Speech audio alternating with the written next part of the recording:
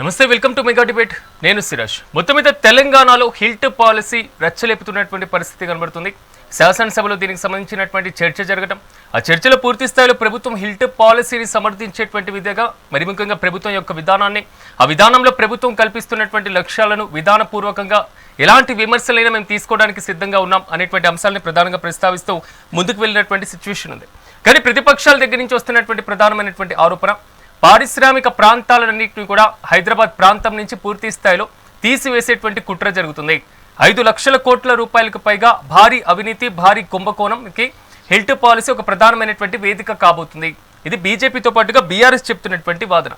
మొత్తం మీద GO number MS-27లో ఏం జరగబోతుంది, హిల్ట్ పాలసీకి సంబంధించి ప్రభుత్వం తీసుకున్నటువంటి దాన్ని, ప్రజల దగ్గర నుంచి వచ్చినటువంటి అభ్యంతరాలు ఎన్ని ఉన్నాయి, సో ఇప్పటికే పారిశ్రామిక ప్రాంతాలని ఔటర్ రింగ్ రోడ్ కి బయటికి తరలించేటువంటి క్రమంలో ఎంతవరకు వాటికి పునరావాసాన్ని కల్పించారు, పారిశ్రామిక ప్రాంతాలు కాకుండా సో మల్టీ యూజ్ జోన్లుగా ఒకవేళ అభివృద్ధి చేసేటువంటి దిశగా హైదరాబాద్లో అలాంటి పరిస్థితులు ఉన్నాయా, ఒకవేళ రియల్ ఎస్టేట్ కుంభకోణంగా ఇది నిజంగా మారబోతుందా, ఏం జరగబోతుంది, ఇదే అంశానికి సంబంధించి మనం మెగా డిబేట్ ని ప్రారంభిద్దాం.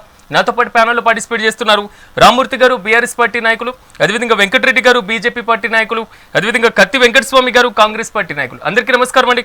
వెంకటరెడ్డి గారు, మీతోనే ప్రారంభిద్దాం. ఎలా 5 లక్షల కోట్ల కుంభకోణం జరుగుతుంది అనేటువంటి ఆరోపణ వస్తుంది, సో ఏ విధంగా జరగబోతుంది, ఎందుకంటారు?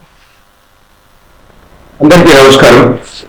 ముఖ్యంగా హిల్ట్ పాలసీ అనేది హైదరాబాద్ ల్యాండ్ ట్రాన్స్ఫర్మేషన్ పాలసీ ఏదైతే కాంగ్రెస్ గవర్నమెంట్ తీసుకొస్తా ఉందో, జీవో ఇష్యూ చేసిందో, బేసిక్ గా ఇదంతా కూడా ఏంటంటే ఉన్న ఏదైతే SRO rate, sub registrar value ఏదైతే 100% ఉంటుందో దాంట్లో 30% చార్జ్ చేసుకుంటూ 30% పే చేస్తే ఆ టోటల్ ల్యాండ్ అంతా కూడా ట్రాన్స్ఫార్మ్ చేస్తాము, ఒక ఇండస్ట్రియల్ ల్యాండ్ నుంచి రెసిడెన్షియల్ జోన్ గా కన్వర్ట్ చేస్తామని చెప్పి తీసుకొచ్చిన జీవో చెప్పాలంటే. ఇదంతా కూడా ఇండస్ట్రీస్ కి ఎప్పుడైతే ఇండస్ట్రీస్ అలాట్ చేసినప్పుడు, అలొకేట్ చేసినప్పుడు ఇండస్ట్రీస్ కొన్ని నిబంధనలు ఉంటాయి. గవర్నమెంట్ తెలంగాణ కానీ అంతకుముందు ఏపీ కానీ ఉమ్మడి ఆంధ్రప్రదేశ్ లో ఇచ్చారు. ఏంటది, ఒకవేళ మీరు ఏమైనా ఇండస్ట్రీ పెట్టుకుంటే ఇండస్ట్రీ ఎన్ని రోజులు పెట్టుకుంటారు, ప్రొడక్షన్ ఏంటి, లేకపోతే మ్యానుఫ్యాక్చర్ ఏంటి, దాని మీద ఎంతమందికి ఎంప్లాయ్మెంట్ ఇస్తారు, ఆ ఎంప్లాయ్మెంట్ ఎప్పటి వరకు ఉంటుంది, ఇలా ఇవన్నీ కూడా వాటి అన్ని వివరాలు అన్ని ఇచ్చిన తర్వాతనే ఇండస్ట్రీస్ కి ల్యాండ్ అలొకేట్ చేస్తారు. ఎంత కూడా గవర్నమెంట్ ల్యాండ్ చెప్పాలంటే అది ఒక 1 రూపీకో 2 రూపీస్కో లేకపోతే 100 రూపాయలకి ఇచ్చిన ల్యాండ్ ఇదంతా కూడా. ఇవన్నీ కూడా ఇప్పుడు ఏంటంటే మళ్ళా వీళ్ళ కాంగ్రెస్ గవర్నమెంట్ వచ్చాక ఏదో ఒకటి చేయాలి, ఏదో ఒక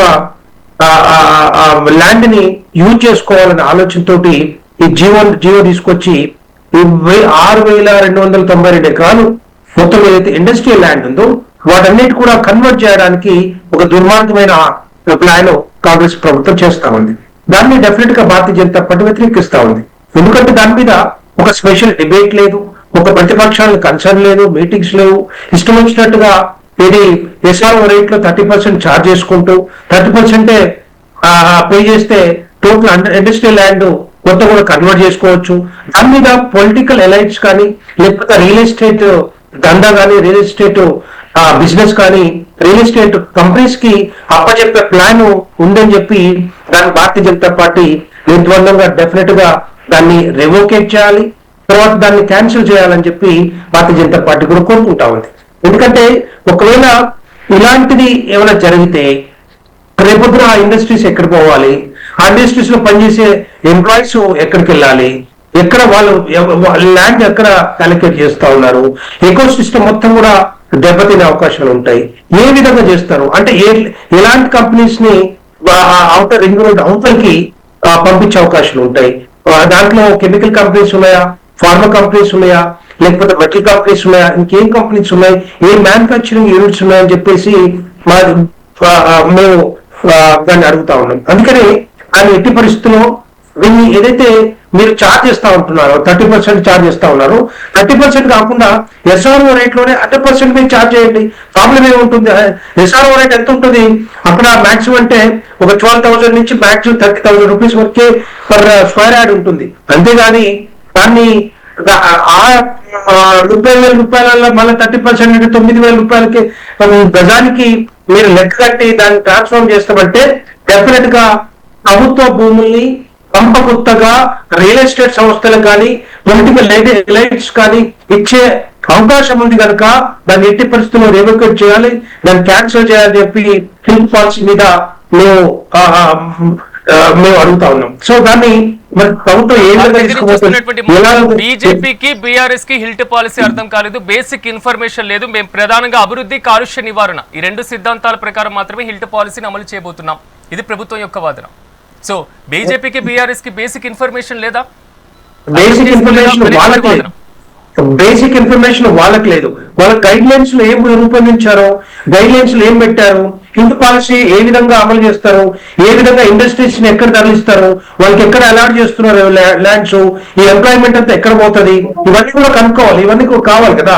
ఆ డీటెయిల్స్ లేకుండా, వాటి మీద చర్చ లేకుండా వాళ్ళు ఇష్టం వచ్చినట్టుగా ఏ ప్రభుత్వం వస్తే ఆ ప్రభుత్వం ఒక జీవో తీసేసి గవర్నమెంట్ ల్యాండ్స్ గంపగుత్తగా అమ్మేస్తాం, లేకపోతే వేరే వాళ్ళకి అప్పచెప్తాం, తర్వాత కనీసం పేదలకి ఇల్లు కట్టించడానికి భూములు లేనప్పుడు ఇలాంటివన్నీ కూడా తీసుకొచ్చేసి ఏదో ఒక రకంగా మోసం చేయడానికి చేస్తున్న ప్రయత్నం ఇదంతా కూడా డెఫినెట్ గా దాన్ని వ్యతిరేకిస్తా ఉన్నాం. దాని మీద ఒక యాక్షన్ మాత్రం డెఫినెట్ తీసుకోవాల్సిన అవసరం ఉంటుంది. అంతకుముందు బీఆర్ఎస్ ప్రభుత్వం కూడా బీఆర్ఎస్ ప్రభుత్వం 2023లో హిల్ట్ పాలసీ మీద ఇదే పాలసీ మీద ఒక జీవో తీసుకొచ్చింది. దాంట్లో ఏంటంటే 100% SRO రేట్ పే చేసి దాన్ని కన్వర్ట్ చేసుకుంటే దాన్ని ఇండస్ట్రియల్ ల్యాండ్ నుంచి రెసిడెన్షియల్ ల్యాండ్ గా కన్వర్ట్ చేసిన తర్వాత దాని నుంచి వాడుకోవచ్చున్న ఆలోచన తీసుకొచ్చింది. కానీ కాంగ్రెస్ ప్రభుత్వం దాన్ని SRO రేట్లోనే 30% కి మీరు పే చేసి సరిపోతుంది, దాంట్లో మేము మల్టీ జోన్ లాగా ఇండస్ట్రియల్ ల్యాండ్ అంతా కూడా కన్వర్ట్ చేసి ఇస్తామని చెప్పి ఏదైతే చెప్తా ఉందో ఇండస్ట్రీస్ కి, ఇండస్ట్రియలిస్ట్లకి డెఫినెట్ గా ఏదో ఒక బిజినెస్, ఏదో ఒక వెనకాల ఒక స్కామ్ కాన్స్పిరసీ ఉంది అని చెప్పి డెఫినెట్ గా భారతీయ జనతా పార్టీ దాన్ని వ్యతిరేకిస్తా ఉంది. రామూర్తి గారు నమస్తే అండి. రామూర్తి గారు, హిల్ట్ పాలసీ ఓవరాల్ గా ప్రభుత్వం మాత్రం అమలు చేసేటువంటి దిశగానే అడుగులు వేస్తున్నటువంటి పరిస్థితి కనబడుతుంది. బీఆర్ఎస్ స్టాండ్ ఏంటి? ఇప్పుడు ఏ అధికారం లేనప్పుడే రేవంత్ రెడ్డి అన్నదమ్ములు, అదే విధంగా రేవంత్ రెడ్డి ఏ విధంగా బ్లాక్ మెయిల్ చేసి భూముల విషయంలో ఎంతమంది లాక్కున్నారు, ఏ విధంగా ఆయన మీద కేసులు నమోదైనవి కూడా ఆయన చరిత్ర చూస్తే తెలుస్తుంది. వాస్తవం ఏంటంటే ఆయన ఏదైతే ఎలక్షన్స్ సంబంధించి అఫిడవిట్ ఉందో తెలిసిపోతుంది. మొత్తం ల్యాండ్ గ్రాఫింగ్ కేసులో మొత్తం కంప్లీట్ గా ఇప్పుడు అధికారం వచ్చిన తర్వాత ఈ విధంగా ఉంటుందండి. ఏదైతే ఒక అధికారం అడ్డం పెట్టుకొని మొత్తం భూములను గుంజుకొని ఒక రియల్ ఎస్టేట్ మాఫియా ఎదిగి దాదాపు ఎందుకంటే ఒక పెద్ద శక్తిగా ఎదగాలన్న ఉద్దేశంతో రేవంత్ రెడ్డి ప్రవర్తిస్తున్నట్టు క్లియర్గా అర్థమవుతుంది. ఎందుకంటే ఇప్పుడు ఈ పాలసీని తీసుకురావడంలో కూడా మనం చూడవచ్చు. ఎందుకంటే మేము ఉన్నప్పుడు తీసుకొచ్చిన పాలసీలో మేము 100% ట్యాక్స్ విధానం తీసుకొచ్చి ఒకవేళ మేము భూములను తర్జుమా చేసినా కూడా ఆ రేట్ ఇక్కడ ప్రభుత్వం లాభం చేకూర్చేలా చూసినాం. కానీ ఈ విధంగా అయితే ప్రైవేట్ వ్యక్తులు లాభం చేకూర్చి ఏదైతే దారాదత్తం చేసే ఆలోచన మా ప్రభుత్వానికి ఎక్కడ కూడా లేదు. ఎప్పుడైనా కూడా ప్రభుత్వానికి ఆదాయం వచ్చినా కూడా ఆదాయాన్ని మేము ఏ విధంగా అంటే ఆదాయాన్ని పెంచడం, ఆ ఆదాయాన్ని కూడా సంక్షేమంగా పైలా మంచి పెట్టినాం. కానీ ఈ విధంగా 30% అయితే సచివాలయంలో దోచుకుంటూ అదే విధంగా రాష్ట్ర వ్యాప్తంగా దోపిడీకి పాల్పడుతున్నాయి ప్రభుత్వ. వాస్తవాన్ని ప్రజలు కూడా ఏమనుకున్నారంటే మీరు చెప్పిన మాట నమ్మిందండి. ఏంటంటే వీళ్ళు అధికారానికి 100% పూర్తిగా అబద్ధాలన్న విషయం మీకు కూడా తెలుసు. ఎందుకంటే అన్ని విషయాల్లో మొత్తం ఆ రేవంత్ రెడ్డి కూడా పలు సందర్భాల్లో చెప్పడం జరిగింది. ఎందుకంటే అబద్ధాల అర్థం ఏదో ఓట్ల కోసం ఎన్నామని అబద్ధాల అర్థం మోసం చేయడం రాజకీయ నాయకులు నష్టమని చెప్తూ ఆయన మోసం చేసేది ప్రజలు ఏ విధంగా మోసపోయింది ఈ రోజు మోసపడుతున్న విషయం కూడా మనం స్పష్టంగా చూస్తున్నాం. వెంకటస్వామి గారు నమస్తే అండి. నమస్కారం. వెంకటస్వామి గారు, ప్రతిపక్షాలు అయితే తీవ్రంగా ఆరోపణలు చేస్తున్నాయి, దీన్ని వ్యతిరేకిస్తున్నటువంటి పరిస్థితి కనబడుతుంది. సో ప్రజల దగ్గర నుంచి వచ్చినటువంటి అర్జీలన్నీ, దానిలో ఎంతవరకు సమస్యల పరిష్కారం దిశగా అడుగులు వేస్తున్నారు, పరిశ్రమల దగ్గర నుంచి వచ్చినటువంటి అభ్యంతరాలు ఏంటి, దాని మీద ఎలాంటి నిర్ణయం తీసుకున్నారు, ఇలాంటివి ఏమీ లేకుండా ఎలా అమలు చేస్తారనేది ప్రతిపక్షాల ఆవేదన. ఎలా అమలు చేస్తారు అవన్నీ మీరు పరిష్కరించిన తర్వాతనే అమలు చేయాలి. ఎవరైనా మేము అధికారంలో ఉన్నా వాళ్ళ అధికారం ఉన్నా ప్రభుత్వానికి ప్రజాపక్షం నుంచి కానీ, ప్రతిపక్షం నుంచి కానీ, ప్రజా సంఘాల నుంచి కానీ, ఇండస్ట్రీ నుంచి కానీ, ఆ లోకల్ పీపుల్ నుంచి కానీ వచ్చినటువంటి అభ్యంతరాలను, వచ్చినటువంటి అర్జీలను పరిశీలించి వాటికి సొల్యూషన్ చూపించి సముచితమైన న్యాయస్థానం నుంచి కూడా కావచ్చు, న్యాయస్థానాలు కూడా అది చేసిన తర్వాతనే ఆమోద్యం మేరకే ముందుకెళ్ళాలి తప్ప ప్రజల అభిప్రాయానికి వ్యతిరేకంగా ఏ ప్రభుత్వం పోవడానికి వీల్లేదు. ఆ ప్రభుత్వంలో పోదు, దాంట్లో డౌట్ లేదు.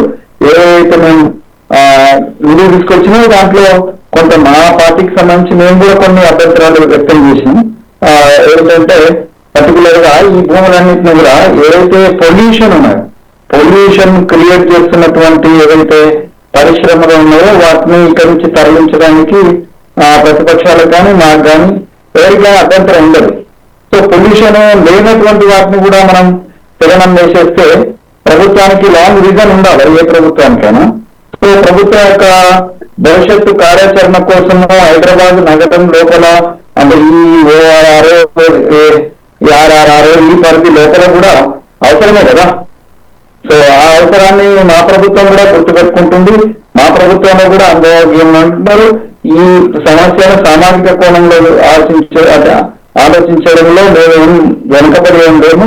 మొత్తం దేశంలో మొత్తము భూములను మహిళలను ప్రైవేట్ పరం చేస్తున్నటువంటి భారతీయ జనతా పార్టీ వాళ్ళు వచ్చి నీతులు పట్టు మాట్లాడుతున్నది ఇక్కడ. లేకపోతే టీఆర్ఎస్ ఇంతకు ముందు తెగనన్ని అన్ని చేసి మళ్ళీ ఇప్పుడు వచ్చి ఏదో మేము ప్రభుత్వాన్ని కాపాడాలని వాళ్ళు మాట్లాడుతున్నారు. లేదంటే దయాలు వేదాలు వేధించినట్టుగా వాళ్ళు వర్ణిస్తున్నప్పటికీ మేము మా పార్టీ పరంగా నేను ఒక అధికార ప్రతినిధిగా, ఒక జనరల్ సెక్రటరీగా, ఆల్ ఇండియా సెక్రటరీగా నేను మాటలు చెప్తున్నా. అంటే మా ప్రభుత్వానికి సంబంధించినది ఇది ఒక పాలసీ. ఈ పాలసీని ముందుకు తీసుకొచ్చినాం. మా దాంట్లో కూడా ఇంతకుముందు కూడా ప్రజలకు సంబంధించినటువంటి ఆమోదం లేనటువంటి వాటిలో స్వయంగా నటరాజన్ గారు ఇన్వాల్వ్ అయ్యి ఏదైతే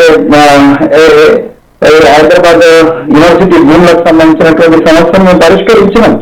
ప్రభుత్వానికి ఒక ఆలోచన, ప్రభుత్వం ఉన్నటువంటి ఒకరిద్దరు ప్రజలకు ఉన్న ఆలోచనకు విరుద్ధంగానే కాదు, అట్లా కాదు అనేటువంటిదాన్ని మొప్పించి దాన్ని సభ్య దిశలో నడిపించినటువంటి ఘనత గతంలో ఉన్నది మీ అందరికీ గుర్తున్నది. కాబట్టి మీనాక్షి నటరాజన్ గారు ఒక పార్టీ గాంధీవాదిగా వారు యొక్క నిజాయితీ ఎవరి కోసం దేనికి లేదు. మహేష్ అన్న మొదటి నుంచి స్టూడెంట్ పాలిటిక్స్ నుంచి వచ్చినటువంటి మహేష్ కుమార్ గౌడ్ గారు కానీ మాలాంటి వాళ్ళకి కానీ ఈ ప్రభుత్వ భూములను అప్పనంగా ఎవరికో ఒప్పచెప్పితే ఊరుకునే పరిస్థితి ప్రతిపక్షాలు దాకా అక్కర్లేదు, ప్రభుత్వంలో మేము కూడా ఊరుకునే అవకాశం లేదు. దాన్ని ఒక సవ్య దిశలోనే నడిపిస్తాం. ఏదైతే ప్రభుత్వానికి అంటే ప్రజలకు కంటగింపుగా ఉన్నటువంటి పొల్యూటెడ్ ఏరియాస్ ఉన్నాయో వాటిని తరలించి ఆ తరలించిన స్థలాల్లో కూడా ఏం చేయాలా అనేది అంటే సమాజానికి ఉపయోగపడే విషయంగా, తర్వాత ప్రభుత్వానికి ఉపయోగపడే విధంగా. ఇప్పుడు నాన్ పొల్యూటెడ్ ఇండస్ట్రీస్ కూడా ఉంటాయి కదా, పొల్యూషన్ లేని ఇండస్ట్రీస్ అక్కడ పెట్టచ్చు. లేకపోతే ప్రభుత్వానికి సంబంధించినటువంటి ఇతర చాలా అవసరాలు ఉన్నాయి. ప్రభుత్వాలకు భవిష్యత్తులో కూడా ఇంకా ఎక్స్పాన్షన్ కు ప్రభుత్వం యొక్క ఆఫీసులకు కావచ్చు, ప్రభుత్వం యొక్క ఇన్ఫ్రాస్ట్రక్చర్ కావచ్చు అవసరాలు ఉంటాయి. కాబట్టి ఈ బాంబులన్నింటిని కూడా ప్రైవేట్ వాళ్ళకు అప్పచెప్తే మనం రేపు ఏదైనా మనం అవసరం వచ్చినప్పుడు ప్రైవేట్ వాళ్ళు, నేను అంబర్పేటలో ఉంటాను సార్, అంబర్పేట బ్రిడ్జికి సంబంధించి కిషన్ రెడ్డి గారు టేకప్ చేసినటువంటి అది సెంట్రల్ నుంచి ఆయన కొంత ఫండ్స్ తీసుకొచ్చింది. సో ఆయన మీనైనా ఎవరైనా కూడా అంబర్పేట బ్రిడ్జికి సంబంధించినటువంటి ఒక వేలు తీయడానికి అక్కడ ఉన్నటువంటి ఒక చిన్న దర్గా పేరుతోటి అది యాక్చువల్లీ అంత 2 సార్లు వాళ్ళు మా ప్రభుత్వం ఉన్నప్పుడు గతంలో తెలుగుదేశం ప్రభుత్వం 2 సార్లు వాళ్ళు ఆ భూమికి సంబంధించిన వ్యక్తి డబ్బులు తీసుకున్నాడు. అంటే అది ప్రైవేటు భూమిగానే తీసుకున్నారు. దాని తర్వాత దాన్ని మతపరమైనటువంటి అర్జీ చేసి దాన్ని ఆపి మీరు ఇప్పుడు అమర్పేట బ్రిడ్జి కింద అది ఒక పెద్ద అంటే మిగతా అన్ని క్లియర్ అయితే అది మాత్రం ఒక ఆటంకంగా అట్లాగే ఇటు గోల్లాక పోతుంటే అక్కడ ఒక చిన్న అది ఉన్నదని చెప్పి నిన్న మొన్నటి వరకు ఒక 2-3 రోజుల క్రితం అంటే 2-3 వారాల క్రితం అది వారం కూడా కాలేదు 10 రోజుల క్రితం అది ఎంతో డబ్బు వాళ్ళ డిమాండ్ 3-4 కోర్స్ వరకు. హిల్ట్ పాలసీ మీద అపోజిషన్స్ లేవనెత్తుతున్నటువంటి ప్రధాన అభ్యంతరం 1 ఉద్యోగులకి భద్రత ఏ విధంగా కల్పిస్తారు, 2 పరిశ్రమలకు సంబంధించినటువంటి పునరావాస ప్రక్రియలో ఎంతవరకు పారదర్శకత ఉంటుంది, 5 లక్షల కోట్ల కుంభకోణానికి రియల్ ఎస్టేట్ వ్యాపారానికి మాత్రమే ఈ పాలసీ ఉపయోగకరంగా ఉంటుంది అనేది మాత్రం వారి వాదన. దాని మీద ఏమంటారు? ఇప్పుడు ప్రతిపక్షాలు అంటే నిబద్ధతోటి ప్రజలకు ఉపయోగపడేటువంటి రీతిలో అభ్యంతరాలను లేవనెత్తితే ఎవరికి అభ్యంతరం ఉండదు. అదే పనిగా ఆరోపణలే ఆధారంగా వ్యక్తిగతమైనటువంటి భూషణాలే ఆధారంగా అంటే ఆరోపణలు చేస్తే అది వాళ్ళ విజ్ఞతగా వదిలిపెట్టేస్తాం. నేనే స్వయంగా ప్రభుత్వం నుండి చెప్తున్నా కదా, నేను ప్రభుత్వంలో ఉన్నవాడినే కదా, ఈ ప్రభుత్వాన్ని తెచ్చిన వాళ్ళలో ఉన్నాం కదా మేము. ఇప్పుడు నడిపిస్తున్న వాళ్ళలో ప్రత్యక్షంగా లేకుండా పరోక్షంగా మా పార్టీ ఉంది కదా, మేము పార్టీ కరే చెప్తున్నాం. ప్రభుత్వానికి సంబంధించిన భూములను ఎవరికి తెగననే ఉద్దేశం మాకు లేదు. అట్లాంటిది ఒకవేళ మా ప్రభుత్వం ఒకరిద్దరు ఎవరైనా ఆలోచన చేసినా దాన్ని ఒక సమిష్టి నిర్ణయం మిగతా లాగా కేసీఆర్ లాగా ఒక నిర్ణయం తీసుకొని ఎవరికో అప్పచెప్పడము, లేకపోతే ఒక వ్యక్తి నిర్ణయమో, లేకపోతే మోడీ గారు అదానీ గారికి అంబానీ గారికి అప్పచెప్పినట్టుగా అప్పచెప్పడము ఉండదు మన పార్టీలో. డెఫినెట్ గా థింక్ ఏమైనా ప్రాపర్ వే. డెఫినెట్లీ ప్రతిపక్షాలు లేవనెత్తేటువంటి సమంజసమైనటువంటి వాదన ఏదైతుందో దాన్ని పరిగణలోకి తప్పనిసరిగా తీసుకోవాలని నేను కూడా అంటున్నా.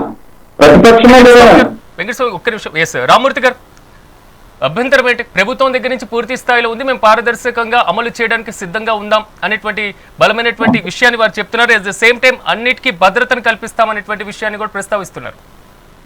పారదర్శకత ఎక్కడండి? వాస్తవంగా చెప్పాలంటే హిల్ట్ పాలసీ తీసుకొచ్చిన తర్వాత ప్రభుత్వం కూడా హిల్ట్ పాలసీ తీసుకొచ్చింది కూడా బహిరంగంగా బయట పెట్టలేదు. మేము ఏదైతే మేము మొదలు మొత్తుకున్న తర్వాతనే బయటకు వచ్చింది. ఇంకోటి ఏంటంటే ఇప్పుడు ఆ ఉద్యోగాలు తరలించే విషయంలో కానీ క్లారిటీ లేదు. అదే విధంగా ఆ భూముల విషయంలో కూడా ఏ విధంగా 5 లక్షల కోట్ల స్కామ్ నడుస్తున్నాయన్నది కూడా మేము ప్రభుత్వం ఏ విధంగా చేస్తున్నాయని గౌరవ కేటీఆర్ గారు మొత్తం బయట పెట్టిన తర్వాతనే కదా ఇప్పుడు లబోదిబో కొట్టుకున్నారు. అదే విధంగా ఇప్పుడు మేము ఉన్నప్పుడు అయితే 100 to 200% SRO రేట్ ఉండే. మరి ఇప్పుడు ఏదో వాస్తవం ఉద్దేశపూర్వకంగానే కొంతమంది కట్టబెట్టడానికి 30% పడగొట్టాలి అన్న విషయం కూడా క్లియర్ అర్థమవుతుంది. ఎందుకంటే 30% ఇస్తే మీది ల్యాండ్ మొత్తం క్లియర్ అయింది అంటే ఏంటండి పరిస్థితి? ఎంత ఘోరం! ఎందుకంటే దోషి వాస్తవంగా వాస్తవంగా చెప్పాలంటే వీళ్ళు దోషి దొంగలు పెడుతున్నారు. ఇంకోటి ఏంటంటే దొంగలు వీళ్ళే వాళ్ళ కొరటోళ్ళు వీళ్ళే. ఇంకోటి ఏంటంటే ప్రభుత్వం వచ్చిన తర్వాత కూడా చూసుకోండి మీరు, ఏదైతే ఏ ప్రాసెస్ నడిచేది మొత్తం ఏ విధంగా అంటే ప్రైవేట్ వ్యక్తుల చేతిలో కట్టబెట్టి చేతులు మార్చే ఉపాయం. ఎందుకంటే ఆర్టీసీ విషయంలో కూడా అదే విధంగా ఏదైతే ఒలెక్ట్రా అదే విధంగా జైమారుతి 2 కంపెనీలు తీసుకొచ్చి మొత్తం డిపోకి 120 నుంచి 130 బస్సులు వాళ్ళే ఉంటాయి.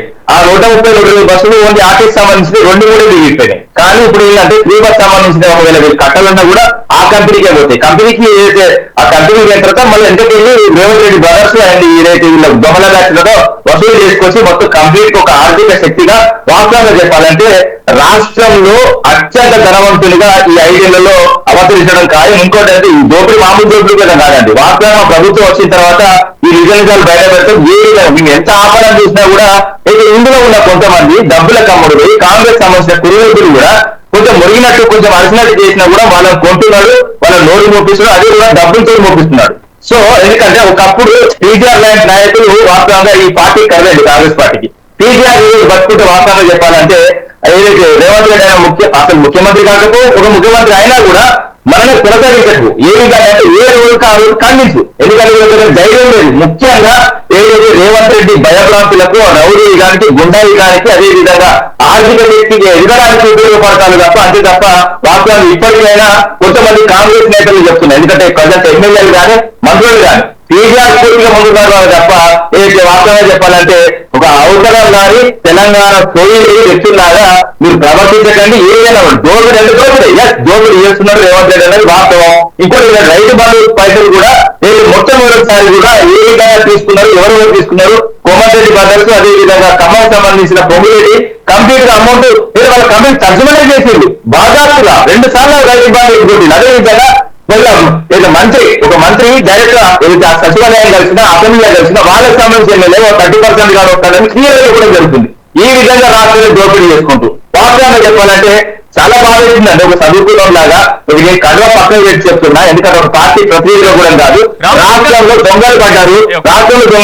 ఈ దొంగల నుంచి వాస్తవంగా ఎంత తొందరగా రాష్ట్రంగా ఎలక్షన్స్ జమ్మూ ఎలక్షన్స్ రావాలని కోరుకుంటున్నా.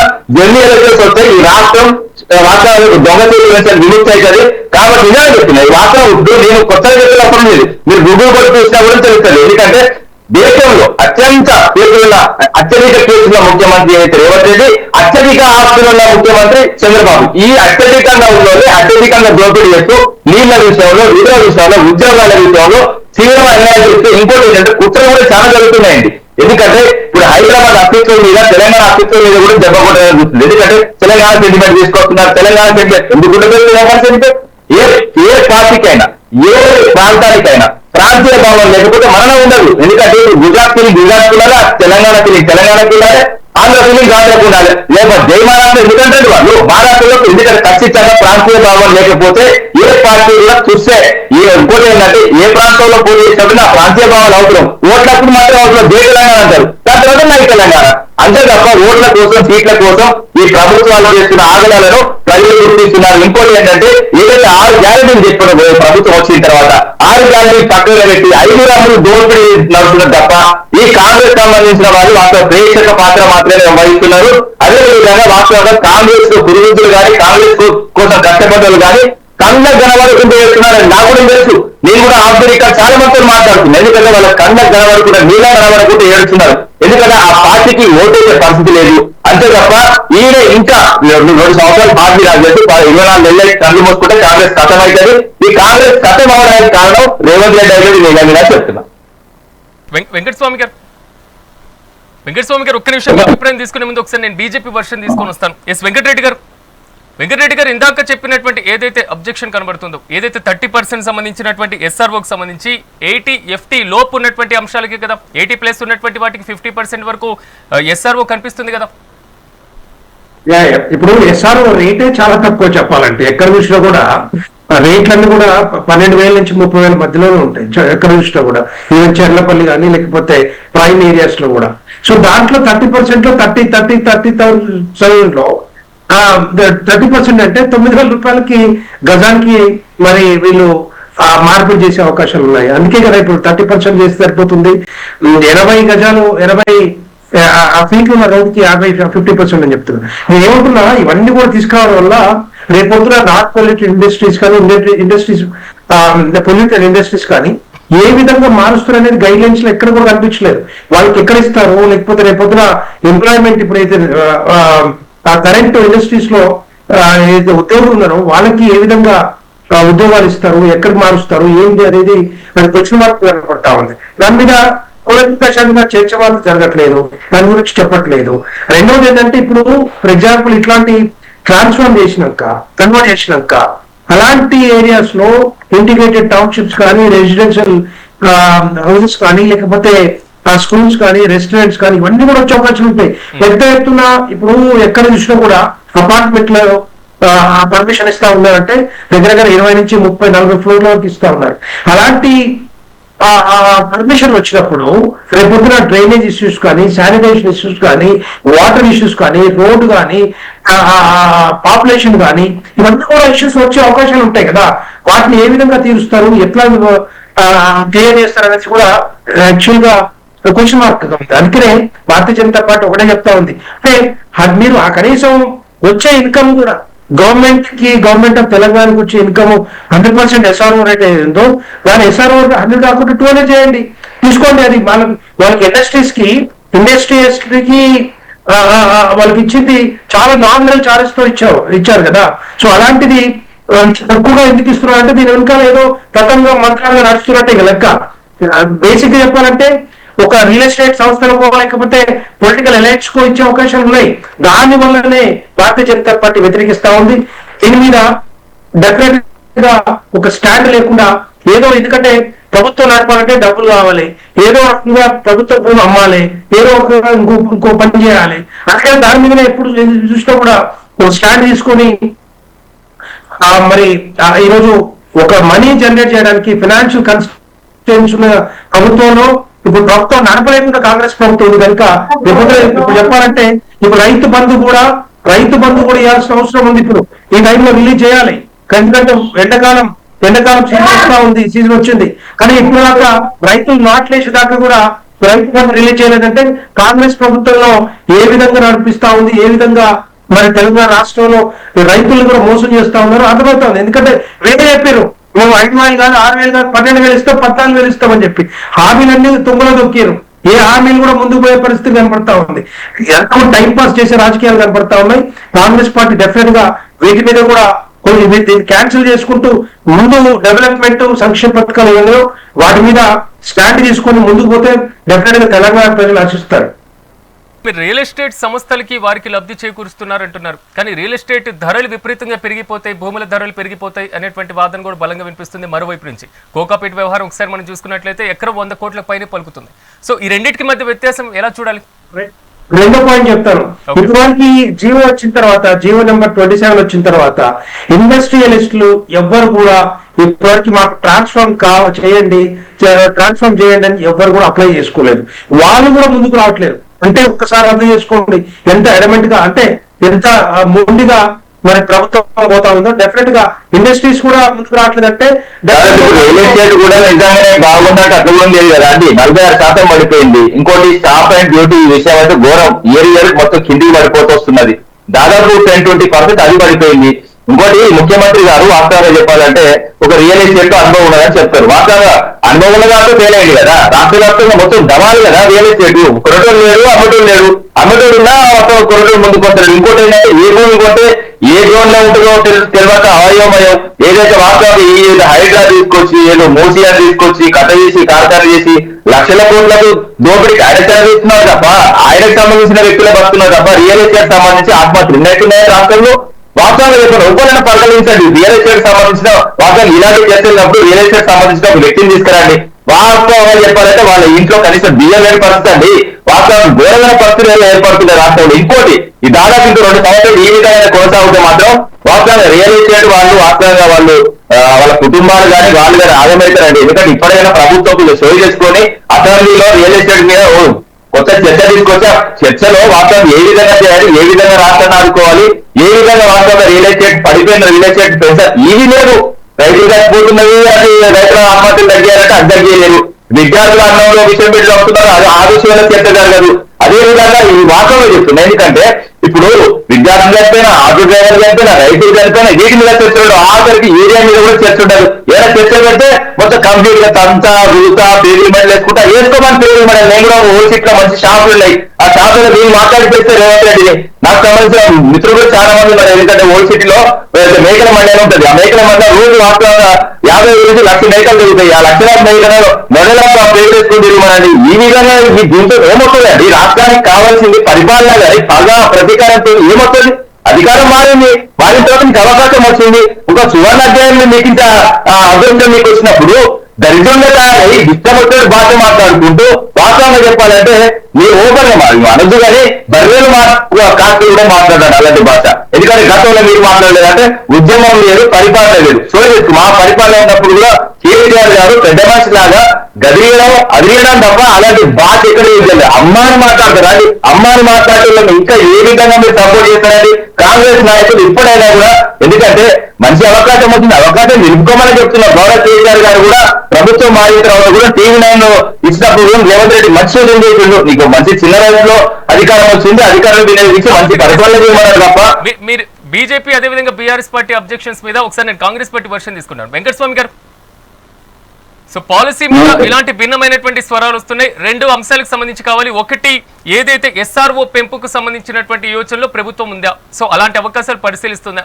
రెండోది మాత్రం రియల్ ఎస్టేట్ వ్యాపారానికి సంబంధించి భారీగా లబ్ధి చేకూరుతుంది కానీ ధరలు మాత్రం తక్కువగా కనబడుతున్నాయి అనేటువంటి ఆరోపణ.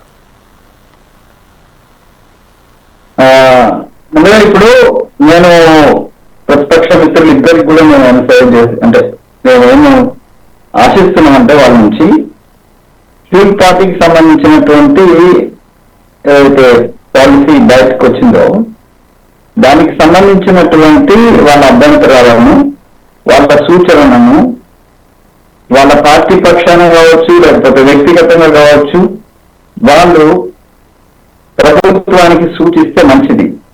మేము దాన్ని సాధారణంగా ఆహ్వానిస్తున్నాం. మొదటిగా రెండో అంశము నేను చాలా స్పష్టంగా చెప్తున్నాను.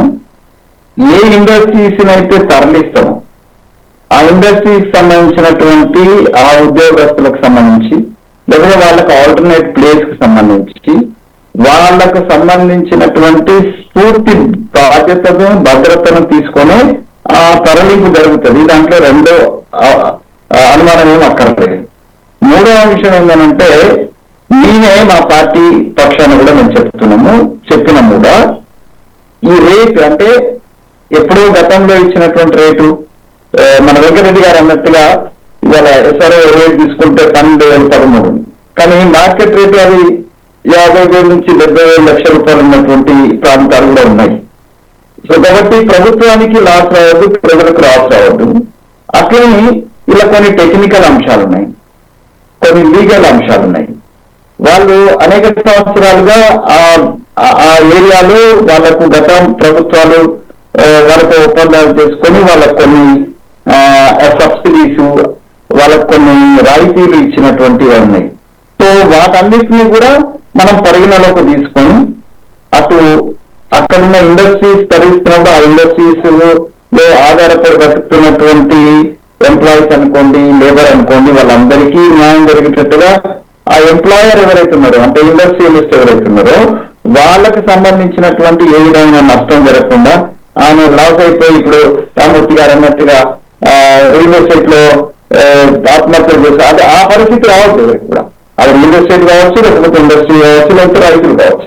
అట్లా రాకుండా సంపూర్ణమైనటువంటి జాగ్రత్తలు తీసుకోవడానికి శ్రీధర్ బాబు గారి నేతృత్వంలో పూర్తిగా ఒక కమిటీ వేసుకొని దాన్ని పూర్తిగా కూలంకషంగా చర్చిస్తున్న సందర్భంగా నేను అనేదంటే ఇటు ఇండస్ట్రీ నుంచి కానీ, లేదా ప్రతిపక్షాల ఇతరుల నుంచి కానీ, లేదా ప్రజా సంఘాల నుంచి కానీ దీనికి సంబంధించినటువంటి మంచిగా అంటే ఆమోదయోగ్యమైనటువంటి ప్రజామోదయోగ్యమైనటువంటి పాలసీగా దీన్ని మార్చడం కోసం ఏదైతే సూచనలు చేస్తున్నారో ఆ సూచనలన్నింటినీ కూడా మేము సాధారణంగా ఆహ్వానిస్తున్నాం. నేను బహిరంగంగానే ఆహ్వానిస్తున్నాం, బహిరంగంగా వాళ్ళు రమ్మనంటున్నాం. ఉట్టి ఆరోపణ చేసుకుంటూ కూర్చోరు. దాంతో నువ్వంతా నేనంతా నువ్వు వీళ్ళుగా నేను వీళ్ళుగా అనేటువంటి ఈ శుష్క వాదనలు అక్కర్లేదు. ఒక కాంక్రీట్, ఒక కన్స్ట్రక్టివ్ ప్రతిపక్షంగా వారిని ముందు రమ్మని నేను అడుగుతున్నా. వారి ముందుకు రావాలని కూడా కోరుకుంటున్నా. ఎందుకంటే అటు కేంద్ర ప్రభుత్వంలో ఉన్నటువంటి వాళ్ళు ఆరావళి పర్వతాలని అమ్ముకోవడానికి ప్రయత్నం చేసిన వాళ్ళు కూడా ఇవాళ మాకు సజెషన్ ఇస్తున్నారు. అయినా కూడా మేము సాధారణంగా ఆహ్వానిస్తున్నాం. మొత్తం రాష్ట్రంలో ఉన్నటువంటి ఎన్ని భూములు అమ్మినారు ఏమనేటువంటిది గత 10 సంవత్సరాలుగా ఎవరెవరికి అప్పనంగా కట్టబెట్టిందో అనేటువంటి చరిత్ర తీస్తే రామూర్తి అన్నకు కూడా ఆ విషయం తెలుసు. వెంకటస్వామి గారు, ఇక్కడ మరో అంశం ప్రధానంగా కనబడుతుంది. భూములకు సంబంధించి ప్రతిపక్షాల దగ్గర నుంచి వస్తున్నాయి. ప్రభుత్వ భూములు ఏదైతే ఉన్నాయో వీటిని అప్పగించడం, 2 అవినీతి. ఇదే ప్రధానమైనటువంటి సిద్ధాంతం అంటున్నారు. కానీ అసలు ఈ పాలసీ యొక్క సిద్ధాంతం ప్రభుత్వం ఏం చెప్తుంది?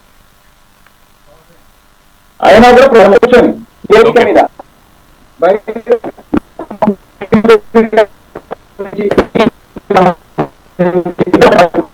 రైట్ వెంకటస్వామి గారు ఒక్క నిమిషం మళ్ళీ మీ దగ్గరకు వస్తాను నేను. Yes sir. వెంకటరెడ్డి గారు, నేను కానీ మా పార్టీకి సంబంధించి నేనైతే చెప్తున్నా కదండి, చాలా స్పష్టంగా చెప్తున్నాను.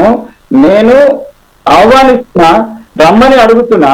వాళ్ళ ముందుకొచ్చి వాళ్ళ యొక్క కన్స్ట్రక్టివ్ సజెషన్స్ చేస్తే అది అందరికి మంచిది. ఈవెన్ మా పార్టీకి కూడా మంచిదే కదా. ఒకవేళ తప్పు జరిగితే మా పార్టీ కూడా శిక్ష పడుతుంది కదా, మా ప్రభుత్వానికే శిక్ష పడుతుంది కదా. నేను మళ్ళీ ముందు ప్రజల ముందు పోలేని పరిస్థితి వస్తుంది కదా.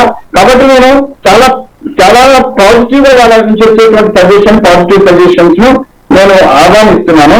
భాష విషయంలో ఎవరికి ఎగ్జామ్షన్ లేదని నేను ఇంతకుముందు కూడా చెప్తున్నా, మరొకసారి చెప్తున్నా. తోడుదీసుడు, తొందర తొలగించుడు అనేటువంటి మాటలను మాజీ ముఖ్యమంత్రి గారు కానీ, ప్రస్తుత ముఖ్యమంత్రి గారు కానీ, ప్రస్తుతం ఉన్నటువంటి రామూర్తి లాంటి, వెంకటరెడ్డి లాంటి లీడర్స్ కానీ, లాంటి లీడర్స్ కానీ ఈ భాషను బంద్ చేసి తెలంగాణ ఇజ్జత్తును కాపాడాల్సినటువంటి అవసరం అందరి మీద ఉంది. అంటే తెలంగాణలో అంటే ఇట్లనే బూతులు మాట్లాడుకుంటారు అనేటువంటి ఒక అపవాదం మనకు రాకుండా చూడాలనేటువంటిది. ఇందాక నేను ఎవరో మధ్యాహ్నం ఒక టీవీఆర్ మాట్లాడి చెప్పిన కవిత గారు మాట్లాడి, ఆ కవిత గారు పెద్దల సభని విద్య తీసినది. పెద్దల సభలో మాట్లాడాల్సిన ఆమె చిన్న వయసులో పెద్ద సభ అవకాశం వచ్చింది. దాన్ని ఆమె ఎంత అద్భుతంగా తెలియని ఉద్దేశంలో అక్కడ ఏం భాష మాట్లాడిందో మనం చూస్తున్నాం. సో ఇప్పుడు భాష ఎవరు స్టార్ట్ చేసిండ్రు, ఏం స్టార్ట్ చేసినారు, ఎప్పుడు స్టార్ట్ అయిందనే వివరాలకు పోకుండా నేను అందరూ ప్రజాప్రతినిధులు, పార్టీ ప్రతినిధులు సంస్కారయుతంగా మాట్లాడాలనేటువంటి దాంట్లో కోరుకునే వాళ్ళలో నేను డిమాండ్ చేసే వాళ్ళని నేను ప్రధానంగా ఉన్నా. నేను కాంగ్రెస్ పార్టీలో ఉన్న వాళ్ళు అక్కడ మాట్లాడలేదు, వేరే పార్టీ వాళ్ళు కూడా మాట్లాడడానికి లేదు అంటున్నాను. వెంకటరెడ్డి గారు చెప్పండి. వెంకటరెడ్డి గారు, ఇప్పుడు కనబడుతున్న ఈ పాలసీ అంశం ఓకే, భాషకు సంబంధించినటువంటి అంశాలు కూడా ఎలాగో వెంకటస్వామి గారు పూర్తి స్థాయిలో స్వపార్టీతో పాటుగా విపక్షాల్లో కూడా ఖండిస్తున్నటువంటి పరిస్థితి అయితే కనబడుతుంది. సో ఆరావళి పర్వతాలకు సంబంధించి బీజేపీ చేసినటువంటి అంశాలను ఇక్కడ ఎందుకు ఖండిస్తుంది అనేటువంటి వాదన చెప్తున్నారు. ఎవరు అమ్ముతున్నారు 6,000 పర్వతాలని? కాంగ్రెస్ పార్టీ అమ్మింది. 50 నుంచి 60 సంవత్సరాలుగా భూములు తెగనమ్మింది. కాంగ్రెస్ పార్టీ 2004 నుంచి 2014 వరకు ఎన్ని ఉందో కాంగ్రెస్ పార్టీ 2004 నుంచి 2014 వరకు నుంచి ఆకాశం వరకు అన్ని కాంగ్రెస్ దాచుకున్నది కాంగ్రెస్ పార్టీ. కొత్త సిద్ధాంతాలు భారతీయ జనతా పార్టీ ఇక్కడ ఏది చేయదు. భారతీయ జనతా పార్టీ ఒకటి ఎక్కడైనా కూడా భారతదేశం అభివృద్ధి చెందాలి, భారతదేశ ప్రజలు అభివృద్ధి చెందాలి, ఒకటే వికసిత భారత్ లక్ష్యంగా ప్రధానమంత్రి నరేంద్ర మోడీ గారు పనిచేస్తా ఉన్నారు. వీళ్ళు చాతగాక చెయ్యలేక ప్రభుత్వ భూములు కానీ ప్రభుత్వ భూములు కనపడితే అమ్మడానికి ప్రయత్నం చేస్తుంది కాంగ్రెస్ పార్టీ.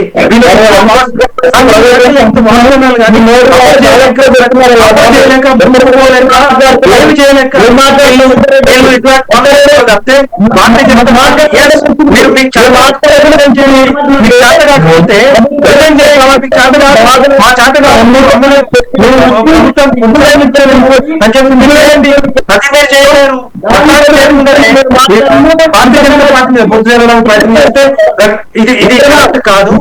దీని మీద మీరు ఒక్క నిమిషం ఉండండి. నేను మాట్లాడినప్పుడు మీరు మాట్లాడినప్పుడు నేను మాట్లాడలే. తర్వాత ఎవరుతున్నారు ఇంట్లో మాట్లాడితే చెప్పండి, నాకు అర్థం కావట్లేదు. మరి అంటే మీరు మాట్లాడినప్పుడు నేను కాపు కూర్చున్నా, నువ్వు కూర్చోండి తర్వాత మాట్లాడి ఎవరుతున్నా. నేను ఒకటే చెప్తా ఉన్నాను, ఇప్పుడు కూడా భారతీయ జనతా పార్టీ డిమాండ్ చేస్తా ఉంది. గవర్నర్ గారు కూడా మేము ఒక రిప్రజెంటేషన్ ఇచ్చినాం. ఎట్టి పరిస్థితుల్లో దీంట్లో మోసం జరుగుతా ఉంది. ప్రభుత్వ ఖజానాకి గడ్డి కొడతా ఉన్నారు. 9,292 ఎకరాలు మొత్తం ట్రాన్స్ఫార్మ్ చేసేసి దాంట్లో లక్షల కోట్ల రూపాయలు, 5 లక్షల కోట్ల రూపాయలు స్కామ్ జరుగుతుందని చెప్పి మేము రిప్రజెంటేషన్ ఇచ్చాం. ఇందిరాబాద్ దగ్గర ధర్నా కూడా చేశాం. ఇది కాంగ్రెస్ పార్టీకి ఇప్పటికైనా కూడా డెసిషన్ మీద వెనక్కి వస్తే ఇంకా మంచిది.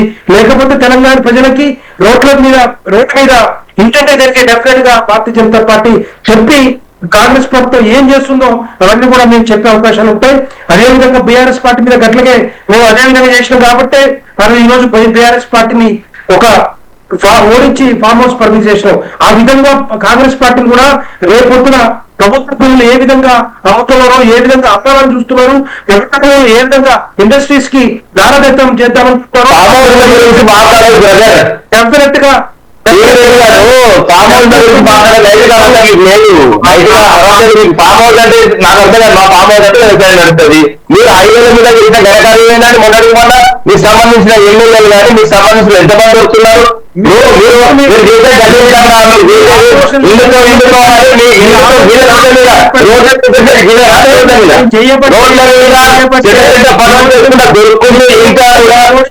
మొత్తం ధర్మాన్ని కాపాడుతున్నాం అన్నట్టు ఎన్నుకోలేదా? మీరు ఏ ముందు ముందుకు లెక్కలేదా? మీరు ఏం మాట్లాడలేదు? అడ్డంగా పార్టీని మీ ఎమ్మెల్యేలు చెప్తున్నా మీ పాట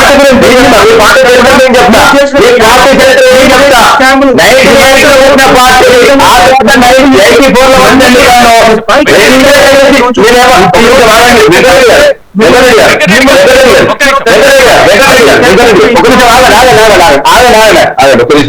మిత్రుడు మాట్లాడుతూ మమ్మల్ని అభ్యంతరకరమైన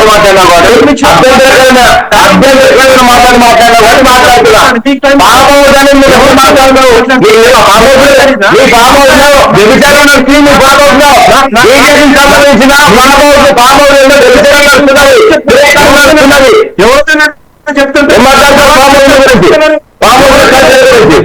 మూడు తర్వాత మాట్లాడు. అభ్యంతరకర మాట్లాడద్దు, మాట్లాడద్దు. మా ఇళ్ళ గురించి నీకే మా ఇళ్ళ గురించి నీకే మా ఇళ్ళ గురించి నీకే మా ఇళ్ళ గురించి నీకే రాజకీయ మాట్లాడు.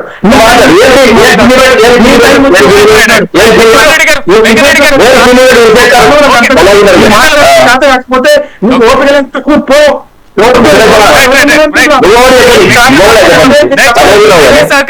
ఓకే నేను ఆబ్జెక్ట్ చేయలేదు మీరు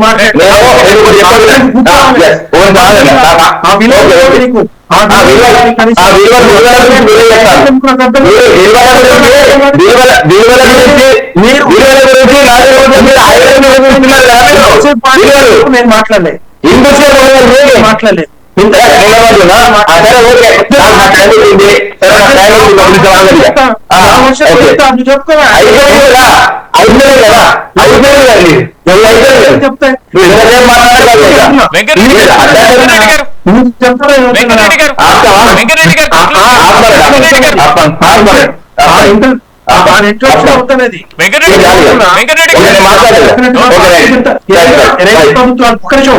రెండు ప్రభుత్వాలు ఫెయిల్ అయినాయి 100% ప్రభుత్వాలు ఫెయిల్ అయినాయి 9.5 సంవత్సరాలుగా నీళ్లు నిధులు ఉద్యోగాల కోసం కొట్లాడి తెచ్చుకున్న తెలంగాణని సర్వనాశనం చేసింది కేసీఆర్ గారు.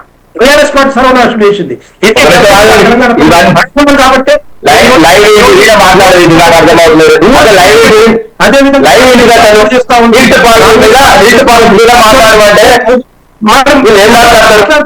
నువ్వేం మాట్లాడుతున్నావు నువ్వు మరి ఇప్పుడు దాకా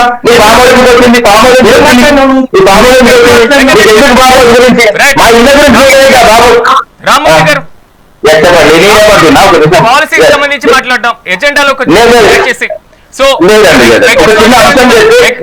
ఒక చిన్న అంశం చెప్పి నేను ముందుకు పోతాను. ఎందుకంటే సార్ మిల్ట్ పాలసీ గురించి చెప్తా. ఏంటంటే వాస్తవంగా ఇప్పటికి కూడా కాంగ్రెస్ నాయకులు కానీ బీజేపీ నాయకులు కానీ వ్యక్తిగతంగా ఇప్పుడు మాట్లాడద్దండి. ఏంటంటే మా ఇండ్లు ఉంటాయి, మా ఫామ్ హౌస్లు ఉంటాయి, మా ఫామ్ హౌస్ లో వ్యవసాయం నడుస్తుంది. సరే ఇతర నాయకుల ఫామ్ హౌస్ లో పేకాట వ్యవసాయం నడుస్తున్నది. నడి రోడ్డు మీద కూడా బీజేపీ నాయకులు అడ్డంగా దొరికి వివిధ కార్యక్రమాలతో దొరికిమని నాకు మాట్లాడింది. ఎందుకంటే నాకు కొంచెం తెలుసు కాబట్టి. ఎందుకంటే వ్యక్తిగత జీవితాలు వేరు, అదేవిధంగా రాజకీయ జీవితాలు వేరు. రాజకీయంలో మేము ఏం చేస్తాం 9.5 మాకు తెలుసు, మేము క్లారిటీతో ఉన్నాం. అదేవిధంగా మన స్థానిక ఎన్నికలు కూడా వాస్తవంగా మా భ్రమణ కమిటీలు 100% మన రిజల్ట్ వచ్చింది. ఓకే, దాని విషయం పక్కన పెడితే ఏదైతే ఇప్పుడు మాట్లాడుతూ మీతో చాలా మాట్లాడుతుంది. ఎందుకంటే కేటీఆర్ గురించి మాట్లాడే నైతిక హక్కు కానీ ఎవరికి కూడా లేదు. ఎందుకంటే ఆయన మహానేత, ఆయన తెలంగాణ తీసుకొచ్చినాడు. మాకు ఉంటది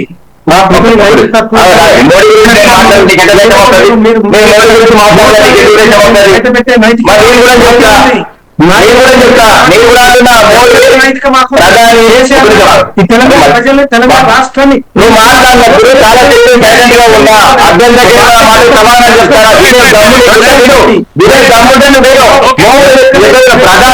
ప్రధాని అంబానీ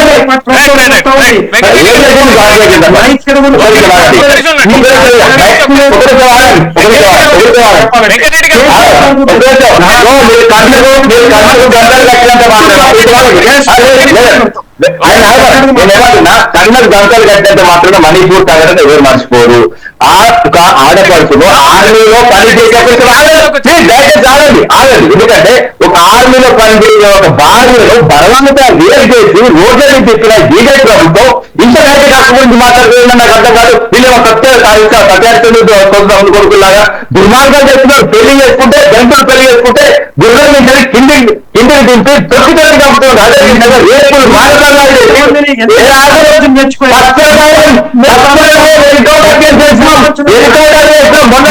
కలకత్తాలో కూడా ఆగండి కలకత్తాలో కూడా జూనియర్ డాక్టర్లు ఆత్మహత్యకి పూర్వల్పింది ఎవరు ఇంటూ రిలీజ్ చేయకుండా సర్పంచులు ఎంత పద్ధతి మార్పు ఎప్పటికైనా కూడా చేసే కార్యక్రమాలు దుర్మార్గమైన పనులు కలకత్తాలో కూడా నువ్వు మాట్లాడడం పద్ధతి లేకుండా పోటీ కలుగుతున్నా కలకత్తాలో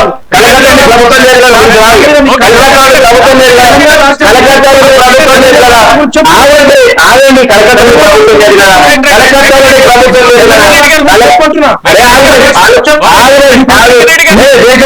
అది ఏడు రాష్ట్రాలు ఎన్ని కేంద్ర ప్రాంతాలు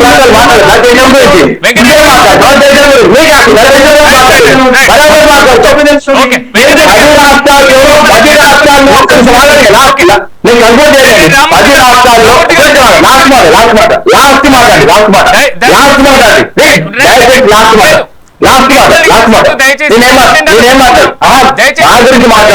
రాష్ట్రాల్లో నా గురించి మాట్లాడుతున్నారు. మాకు ఒక రాష్ట్రంలో 0 వచ్చింది, 10 రాష్ట్రాల్లో దీనికి 0 వచ్చింది. మరి 10 రాష్ట్రాలు ఇట్లా కూర్చోబెట్టి కానీ వీళ్ళను 10 రాష్ట్రాల్లో 0 వచ్చింది. మొదలైనవి టీఆర్ఎస్ నుంచి బీఆర్ఎస్ మార్చినప్పుడే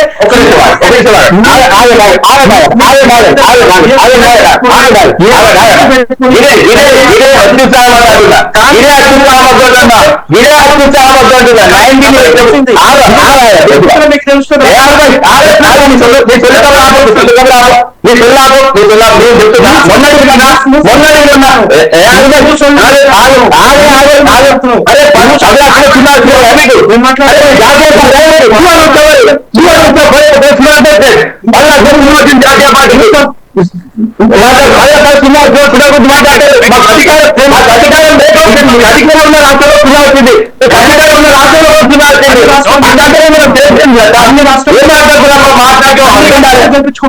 అన్ని రాష్ట్రాలు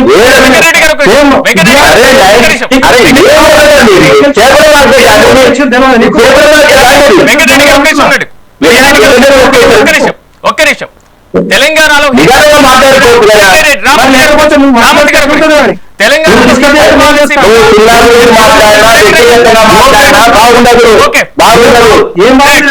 ఏం బాగుండదు. వెంకటరెడ్డి గారు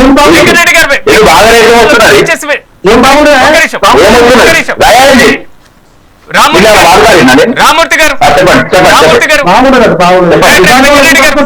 వెంకటరెడ్డి గారు దయచేసి తెలంగాణ ప్రజలు చూస్తున్నారు. హిల్ట్ పాలసీ మీద మీరు అభ్యంతరం చెప్తున్నారు, పాలసీని వెనక్కి తీసుకోవాలని ప్రభుత్వాన్ని డిమాండ్ చేస్తున్నారు. సో ప్రభుత్వం నుంచి వెంకటస్వామి గారు ప్రతినిధి మనతో పాటు ఉన్నారు. పాలసీ మీద నిలదీయండి, ప్రశ్నిద్దాం. సో దేశ రాజకీయాలు లేకపోతే పార్టీల పరమైనటువంటి అంశాలు అయితే మనకి సమయం చాలా తక్కువగా ఉంది. రామూర్తి గారు, నా ప్రశ్న ఏంటంటే ప్రతిపక్షాలు ఎలాంటి సలహా ఇచ్చినా సూచన ఇచ్చినా తీసుకోవడానికి మేము సిద్ధంగా ఉన్నాం. ఇది వెంకటస్వామి గారు చెప్తున్నటువంటి మాట. సో హిల్ట్ పాలసీ మీద చెప్పండి. బూతులు మాట్లాడి నాకు రావా?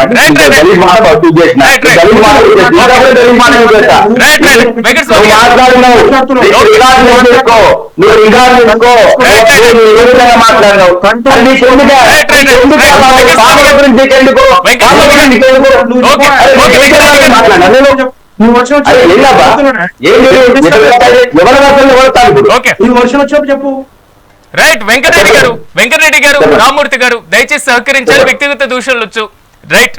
వెంకటస్వామి గారు, ప్రభుత్వం పాలసీని వెనక్కి తీసుకోవాలి అనేది మాత్రం పార్టీల దగ్గర నుంచి వస్తున్నటువంటి డిమాండ్. అలాంటి ఆలోచన ఏమైనా చేస్తున్నారా? ప్రభుత్వం పాలసీని వెనక్కి తీసుకోవాలా అనేటువంటి డిమాండ్ చేస్తున్న వాళ్ళు ఎందుకు తీసుకోవాలనేటువంటిది ఒక అంటే అర్థవంతమైనటువంటి దాన్ని ముందు పెట్టాలా. గతంలో కేంద్ర ప్రభుత్వము సంబంధించి 3 చట్టాలు ఏదైతే రైతుల చట్టాలు ఉన్నాయో ఆ చట్టాలకు సంబంధించి పెద్ద అజిటేషన్ జరిగింది, ప్రజా ఉద్యమం జరిగింది. ఆ ప్రజా ఉద్యమం తర్వాత కేంద్ర ప్రభుత్వం ఆ చట్టాలను వెనక్కి తీసుకునేటువంటి పరిస్థితి ఏర్పడింది. నేనేమంటున్నానంటే ఒకవేళ ఈ హిల్ట్ పార్టీలో అట్లాంటి ఒక ప్రజా ఆమోద్యం కానటువంటిది, ప్రజలకు వ్యతిరేకంగా నష్టం జరిగేదిగా, లేదంటే ప్రభుత్వ ఆస్తులకు నష్టం జరిగే విధంగా ఉన్నట్టు వాళ్ళ అభ్యంతరాలను వాళ్ళను వ్యక్తపరచమని చెప్తున్నాము. బహిరంగంగానే మేము మాట్లాడుతున్నాం. వారు కూడా బహిరంగంగానే రావాలని కోరుకుంటున్నాం. వారు ఏదైతే భారతీయ జనతా పార్టీకి సంబంధించిన వాళ్ళు గవర్నర్ గారికి ఇచ్చినామంటున్నారు. సో గవర్నర్ గారికి ఇచ్చినప్పుడు గవర్నర్ గారు కూడా వారి సజెషన్స్ ఏవైతే ఉంటాయో దానికి సంబంధించి వీళ్ళు ఇచ్చిన దాన్ని ఆధారంగా చేసుకొని ఈ హిల్ట్ పార్టీకి సంబంధించినటువంటి మేము చేసినటువంటి జీవాన్ని తీసుకొని దాన్ని కూలంకషంగా పరిశీలించి ఒక అంటే రాష్ట్ర మొదటిగా ఆయన సజెషన్స్ ఇచ్చేటువంటి సంపూర్ణమైనటువంటి అధికారం ఉన్నది. ఆ విధంగా కూడా ఆహ్వానిస్తున్నాం, వీరిని కూడా ఆహ్వానిస్తున్నాం.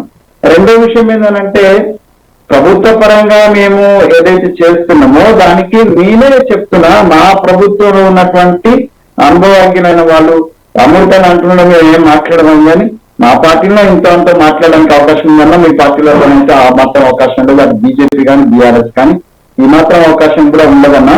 సరే, అది నేను విమర్శ కాదు కానీ జనరల్ గా నా అభిప్రాయం చెప్తున్నా. ఈ accept or not only it is left you.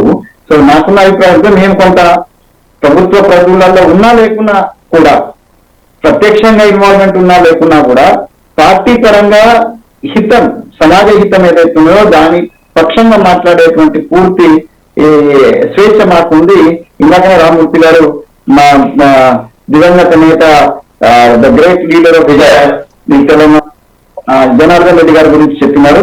Janardhan Reddy గారు కావచ్చు, శశిధర్ రెడ్డి గారు కావచ్చు, ఇప్పుడు బీజేపీ ఉన్న శశిధర్ రెడ్డి గారు కావచ్చు, వీళ్ళు ఇద్దరు కూడా హైదరాబాద్ వాటర్ కోసం ఎట్లా కొట్టారు, అప్పుడు ఉన్నటువంటి రాజశేఖర్ రెడ్డి గారికి వ్యతిరేకంగా ఎట్లా మాట్లాడుతుంది అనేది తెలంగాణ అంటే అది తెలంగాణ అంటే కాంగ్రెస్ పార్టీలో ఉన్నటువంటి ఒక అవకాశం అండి, స్వేచ్ఛ.